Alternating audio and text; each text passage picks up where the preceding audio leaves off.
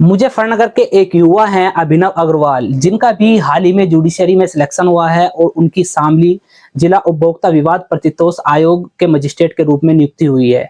इनका जो परिवार है वो वकालत पेशे से जुड़ा हुआ है। इनके जो पिताजी हैं मुजफ्फरनगर कोर्ट में लगातार प्रैक्टिस करते हैं, लगभग 5 दशक तक उन्होंने प्रैक्टिस की, लेकिन बीमारी के कारण तो उनके छोटे पुत्र हैं अभिनव अग्रवाल जी, उन्होंने उनका कार्यभार संभाला और उन्होंने भी 19 साल लगभग प्रैक्टिस की है।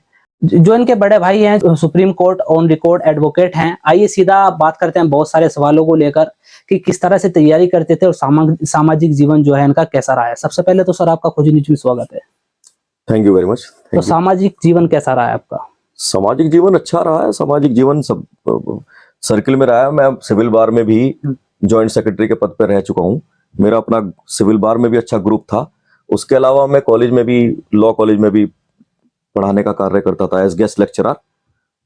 और वैसे सर्किल अपना अच्छा है ही, और कोई ऐसी बात नहीं है। शिक्षा दीक्षा कहाँ से हुई आपकी? शिक्षा दीक्षा मेरी लॉ डीएवी कॉलेज से ही हुई है। 2004 में मैंने लॉ कर ली थी और अक्टूबर में मेरा रजिस्ट्रेशन हो गया था। उसके बाद से फिर मैं कंपटीशन में रहा, क्योंकि फादर प्रैक्टिस करते थे। उन्होंने मुझे हमेशा ये मोटिवेट करा कि जज बनो या कुछ आगे करते रहो, तो उसमें लगे रहे। तो 2011 में उनको पैरालिसिस अटैक आया, तो वो प्राइमरी और सेकेंडरी में एकदम इंटरचेंज हो गया। तो प्राइमरी एम जुडिशरी का था, वो सेकेंडरी हो गया। और बस फिर मैं प्रैक्टिस में आया, बस एक्टिव प्रैक्टिस में, क्योंकि ये वाली बात आ गई थी कि अगर मैं लॉ प्रैक्टिस नहीं करूंगा तो फाइलें उठ जाएंगी। तो उस तरह से अपने आप को एस्टेब्लिश किया, जिस भी तरह से किया। एग्जाम्स भी देते रहे, सब कुछ करते रहे। बहुत लोगों ने, सीनियर एडवोकेट्स ने, पापा के साथ के जो दोस्त थे, सबने बहुत कोऑपरेट किया, बहुत ज्यादा मेरा साथ दिया, मुझे समझाया, मुझे गाइड भी बहुत किया। सबसे ज्यादा गाइड मुझे मेरे बड़े भाई ने बहुत किया। और आदरणीय विवेक संगल जी, जो इस समय जनपद न्यायाधीश जिला आगरा में है, उन्होंने हमेशा मेरा बहुत ज्यादा, बिल्कुल अपने बच्चे की तरह, कि मैं बिल्कुल उनका छोटा भाई हूँ, लेकिन उन्होंने बच्चे की तरह मुझे मार्गदर्शन करा और मुझे प्रेरणा देते रहे एग्जाम्स वगैरह के लिए। जी, अब आपका सिलेक्शन हुआ है। इस सिलेक्शन से शुरुआत से लेके अब तक जो आपने एग्जाम दिया सफल रहे, लेकिन अब सफलता के बाद आपका जुडिशरी में सिलेक्शन हो गया, तो यह सफर कितना चुनौतियों से भरा हुआ रहा है? बहुत चुनौतियों से रहा। आप ये देखें कि अब जब भी वकालत में सबसे बड़ी दिक्कत ये थी कि किसी महीने पैसे आ गए तो बहुत आ गए, वरना जून का महीना है, कोई भी पैसा आना नहीं है, क्योंकि जून में छुट्टी हो जाती है, सुप्रीम कोर्ट तक ऑफ हो जाती है। ऐसी विंटर वेकेशन, ऐसी त्योहारों में, फिर और दुनिया भर की। कोरोना काल में इतनी दिक्कत आई है। कोरोना काल में तो मेरे फादर को बाईपास सर्जरी मुझे करवानी पड़ी। एक तरफ तो कोई पैसा नहीं आ रहा है, और ऊपर से ये जिम्मेदारी एकदम आई। सब कुछ करा, कोई ऐसी बात नहीं थी, लेकिन सर्टेनिटी आ गई। अब ये हो गया कि हमें सेवा करने का मौका भी मिल रहा है। जिनके साथ ये कंपनीज धोखाधड़ी करके, अपने सब्ज बाग दिखा के ये करती है, इंश्योरेंस करवा लो, ये सामान ले लो, ये गारंटी है, ये वारंटी है, क्योंकि इन चीजों को बेसिकली हम भी जनरली कर रहे हैं कि आप बेचते हुए तो कुछ और बाद में कुछ। अब तो वो जो पत्रावली बोलती है उसके हिसाब से करते हैं। बहुत सारे फ्राइवलस केस भी आते हैं, ऐसा नहीं है। बहुत सारे फ्राइवलस और फाल्स और फ्राइवलस केस भी इस तरह के आते हैं कि हाँ, मैं तो इससे ऐसे कर लूंगा। तो वो जो फाइल पे है, डॉक्यूमेंट्री एविडेंस है, और सारी चीजें सबको देख के जो हम करते हैं उसके हिसाब से तय करते हैं। अब जिला उपभोक्ता विवाद प्रतितोष आयोग में मजिस्ट्रेट के पद पर शामली में पोस्टिंग है। इससे पहले आपने कौन कौन से एग्जाम दिए हैं?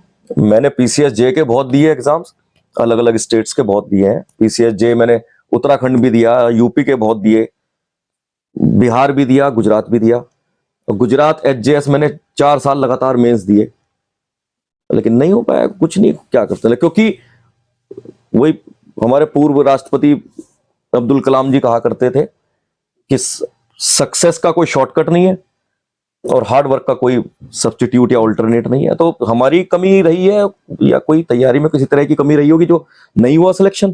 तो आपने जीवन में कभी शॉर्टकट नहीं पाया? शॉर्टकट अपनाने का टाइम ही नहीं मिला। शॉर्टकट अपनाते किस चीज का? सर्वाइवल सामने था, शॉर्टकट अपनाने का नहीं। ये जरूर कह सकते हैं कि सिलेक्शन में प्रैक्टिकल नॉलेज का बहुत साथ रहा, क्योंकि मेरे से जो इंटरव्यू हुआ वो प्रैक्टिकल नॉलेज का इंटरव्यू हुआ पूरा। वो ये नहीं हुआ कि जब मेरे से इंटरव्यू हुआ तो उन्होंने मेरे से, जो इंटरव्यू बोर्ड था, उन्होंने यही कहा कि अगर आप एक्टिव प्रैक्टिस करते हैं तो आप कोई भी कंज्यूमर कोर्ट में आपने जो करना मुकदमा डाला है और जीता हो तो उसके फैक्ट बताएं। तो मैंने जो एक मुकदमा था उसके पूरे फैक्ट शुरू से लेकर आखिर तक के बता दिए और जजमेंट बताया कि उसमें क्या हुआ। तो ये रहा। तैयारी के इस पीरियड में कभी लगा हो कि मुझसे नहीं हो पाएगा? बहुत बार लगा। बहुत बार तो छोड़ने की लगी। बहुत बार ये तो लगा कि इस दौरान जब आपको छोड़ने की लगी तो कौन सबसे ज्यादा परिवार में या कोई गुरु थे जो आपको टूटने नहीं देते थे और लगातार हौसला बढ़ा देते कि आपका जुडिशियरी में सिलेक्शन हो जाएगा? हौसला तो जैसा मैंने आपको बताया कि सभी हौसला बढ़ाते थे, भैया भी हौसला बढ़ाते थे, फादर भी, मदर हौसला बढ़ाती थी, जो सब हौसला बढ़ाते थे। लेकिन जो मोटिवेशन मिलता था वो जब जिस टाइम भी टूटने का मौका आता था और जब किसी दोस्त का सिलेक्शन हो जाता था तब होता था नहीं यार फिर तैयारी में लगो करो। तो ये बड़ा वो रहा। तैयारी के दौरान आप मार्गदर्शन किसका मानते हैं, गुरु के रूप में या परिवार में, कि सबसे ज्यादा जो तैयारी के दौरान गुरु के रूप में मार्गदर्शन बड़े भैया का और आदरणीय विवेक संगल जी, जनपद न्यायाधीश आगरा जो इस टाइम है, उन्हीं का सबसे ज्यादा मार्गदर्शन रहा है। प्रेरणा स्रोत वही है मेरे। तो आपका सिलेक्शन हो चुका है, इसका श्रेय किसको देना चाहेंगे? परिवार को, माता पिता, बड़े भाई और उससे भी सबसे ज्यादा आदरणीय विवेक संगल जी और आदरणीय भाभी शालू भाभी को। आपने भी कहा कि माताजी हौसला बढ़ाती थी, तो किस तरह का हौसला अफजाई आपकी करती थी? हौसला तो बढ़ाती थी, टेंशन में जब देखती थी तो हौसला बढ़ाती थी कि तू टेंशन मत ले, सब सही होगा। भगवान में विश्वास था और ये था कि नहीं तैयारी है, मेहनत है। जो कभी आपको लगता था, टूटने देता था कि मेरा सिलेक्शन नहीं हो पाएगा, जब सिलेक्शन हुआ तो कैसा लगा आपको? ऑब्वियसली अच्छा ही लगा सिलेक्शन में। अच्छा ही लगता है सिलेक्शन में। सिलेक्शन में अच्छा ही लगता है, मुझे भी अच्छा लगा, जिन जिन को मेरे परिवार वालों को पता लगा उन्हें बहुत अच्छा लगा। तो अगर मैं वैसा शेड्यूल प्रतिदिन का आपका सिलेक्शन से पहले शेड्यूल की बात करूं तो किस तरह का शेड्यूल आपका रहता था? शेड्यूल में बेसिकली जब तक पापा की तबीयत नहीं खराब हुई थी 2011 से पहले मेरा शेड्यूल इजी था। ऐसा नहीं था कि मतलब तैयारी कर ली, कचहरी नहीं ज्यादा जाता था, लेकिन फाइल पढ़ता रहता था। तो वर्ष 2011 में आपके पिताजी को पैरालिसिस हुआ, उसके बाद में जिम्मेदारी कंधों पर आ गई, जो फाइल थी कचहरी में जिनके केस चल रहे थे उनको देखा, तो कितना एकदम से लोड आपके ऊपर पड़ा? लोड तो सारा ही एकदम पड़ा, क्योंकि एक तरफ तो मुझे फादर की फिजियोथेरेपी भी करवानी होती थी, सारी बीमारियों का उनके इलाज करवाने होते थे, और उसके बाद अपने आप को भी सही रखना, अपने आप को भी सही रखना। घर में भी एक दो सदस्य को डिप्रेशन का हो गया था, और उसके बाद फिर कचहरी भी देखनी, ये सारा मेरे ऊपर आ गया था। तो इसीलिए फिर मैंने अपना शेड्यूल ठीक करा।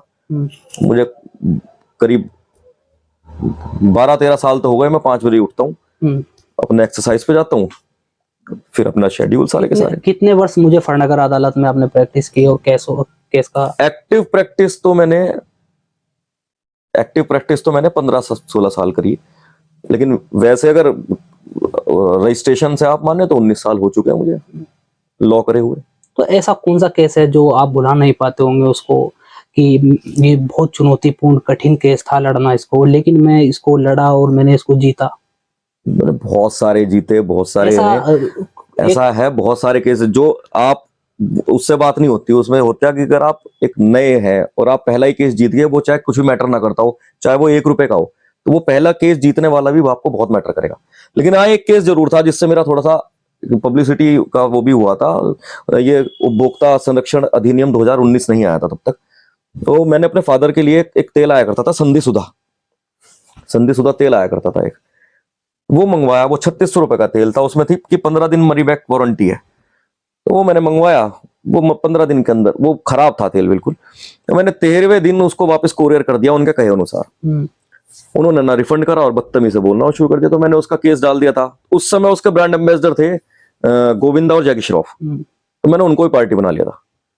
तो उसके बाद वो सब कुछ तय होके उसमें गोविंदा और जैकी श्रॉफ के ऊपर भी जुर्माना हुआ था। कितना जुर्माना उन जो एक्टर है उनके ऊपर हुआ जब आपने केस किया, लगभग याद हो आपके? घर जुर्माना तो बेसिकली सब पे हुआ था। एक सप्तऋषि थी कंपनी तेल बनाने वाली की, गोल मार्केट में दुकान है मैक्स कम्युनिकेशन, उसने वो तेल सप्लाई किया था मुझे बिल से। इन दोनों ने चूंकि इसका ऐड किया था, तो सब पे संयुक्त रूप से और वैसे करके हुआ था। तो बेसिकली जो जुर्माना तो जुर्माना, अगर 1 रुपए भी जुर्माना है तो जुर्माना है। तो गिल्टी हेल्ड उनको किया था, और वो फिर अखबार में और सब में वो उससे थोड़ी सी पब्लिसिटी भी हुई थी। और उसके बाद सबसे बड़ी बात यह है कि जब 2019 का उपभोक्ता संरक्षण अधिनियम आया तो उसमें वो वाली चीज आई कि जो भ्रामक विज्ञापन में साथ देगा वो भी इसमें वो होगा। सेलिब्रिटीज को भी ले लिया इसमें। आपने टीचिंग भी की, तो कितने साल बच्चों को पढ़ाया? मैंने शिक्षक 3 रहकर। साल के करीब लॉ कॉलेज में गेस्ट लेक्चरर पढ़ाया और मेरे सब्जेक्ट बेसिकली सीपीसी और कॉन्ट्रैक्ट ही रहे हैं, एसआर एक्ट और ट्रांसफर ऑफ प्रॉपर्टी एक्ट, क्योंकि मैं सिविल में ही प्रैक्टिस करता था। तो कैसे शेड्यूल था? सुबह ही उठना और फिर क्लाइंट को भी देखना, ऑफिस भी देखना, कचेरी भी। 5:30 बजे जिम, 6:30 बजे मैं क्लाइंट्स को टाइम देता था, 8:30 बजे यहाँ से उठकर 9:15 9:30 तक मुझे कॉलेज पहुंचना होता था। वहां पे 50 मिनट की क्लास करके फिर पूरे 10:50 में मैं वहां से निकलता था और कचहरी आता था 11 बजे, और 11 बजे फिर अपने कोर्ट्स के मुकदमे वगैरह करे, फिर यहाँ पे आके बस थोड़ी देर के लिए रेस्ट करके उसके बाद फिर ऑफिस बैठ जाते थे। फिर अगले दिन की फाइल देखनी थी, क्योंकि सिविल में पढ़ाई बहुत जरूरी है। सिविल में परफॉर्मा नहीं चलते कि वो कंप्यूटर से ऐसे ही परफॉर्मा निकाल दिया। सिविल में तो अपडेट रहना जरूरी है। तो परीक्षा पास के लिए कहीं कोचिंग किया? शुरुआत से ही सेल्फ स्टडी करते थे? कोई कोचिंग नहीं करी। तो पढ़ाई को कितना समय देते थे इस एग्जाम को करेक्ट करने के लिए? 2 घंटे अगर आप प्रॉपर कर रहे हो, लेकिन उन 2 घंटों में और कुछ नहीं, लेकिन प्रैक्टिकल के साथ 2 घंटे। मैं उनके लिए नहीं कह रहा हूं कि जो सिर्फ पढ़ाई कर रहे हैं, कचहरी नहीं जा रहे, क्योंकि कचहरी जाना अपने आप में बहुत बड़ी पढ़ाई है। तो अगर मैं प्रैक्टिस कर रहा हूं, प्रैक्टिस के अलावा 2 घंटे पढ़ना है सफिशिएंट। अगर कोई बच्चा तैयारी कर रहा है जुडिशरी क्लियर, 5 घंटे कम से का कम। एग्जाम क्लियर करना चाहता है, तो उसको कितना प्रैक्टिकली करना चाहिए और कितना किताब पढ़नी चाहिए? प्रैक्टिकल तो बिल्कुल ही जरूरी हो गई। प्रैक्टिकल नॉलेज के लिए अभी अभी उत्तर प्रदेश ने, सरकार ने एचजेएस रूल्स में चेंज कर दिया। उसमें ये कर दिया कि कोई भी एचजेएस का एग्जाम अगर देगा तो 7 साल की प्रैक्टिस तो कंपलसरी है उसमें, at the time of filing of the application. उस प्लस पिछले 3 साल में 30 वकालतनामे इंडिविजुअल होने चाहिए। तो इंडिपेंडेंट वकालतनामे 3 साल में होने वो जरूरी कर दिए। तो अब उसमें वे बाहर निकल गए जो कचहरी जाते नहीं थे, सिर्फ तैयारी करते थे बैठे हुए। वो ये जो सोचते थे कि हमारी प्रैक्टिस हो गई, वे बाहर हो गए। तो अब फिर उनको कचहरी जाना पड़ेगा, कचहरी जाना पड़ेगा, हमें दाखिल करने पड़ेंगे, कचहरी जाना पड़ेगा। और ऐसे ही अभी बार काउंसिल ने भी रिकमेंडेशन की हुई है कि मुझे कि यहाँ पे भी सब जगह ज्यादातर जो पीसीएस जे हैं उसमें भी कंपलसरी प्रैक्टिकल होना चाहिए, प्रैक्टिस की नॉलेज होनी चाहिए, चाहे वो 2 साल की हो चाहे 3 साल। क्योंकि ये दिक्कत हो जाती है, ये लॉ करते हैं, लॉ करने के बाद एकदम सिलेक्शन हो गया तो वो प्रैक्टिकल नॉलेज तो होती नहीं उनको। ये थे हमारे साथ अभिनव अग्रवाल जी, इनकी शामली जिले में पोस्टिंग है और वहीं ये कार्य कर रहे हैं। देखते रहिए खोज न्यूज़ और मैं आपके साथ हूँ फिरोज।